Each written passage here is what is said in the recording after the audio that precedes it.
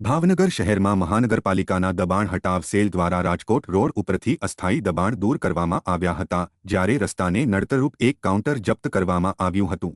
ભાવનગર મહાનગરપાલિકાની દબાણ હટાવ સેલ દ્વારા સુભાષનગરમાં નૂતન વિદ્યાલય અને નાળા પાસેથી અસ્થાયી દબાણો દૂર કરીને 3 લારી, એક વોશિંગ મશીન, એક ટેબલ, લાકડાના બારી દરવાજા સહિત અન્ય સામાન જપ્ત કરવામાં આવ્યો હતો, જ્યારે રસ્તાને નડતરરૂપ એક રિક્ષાને લોક કરીને 1000નો દંડ વસૂલવામાં આવ્યો હતો।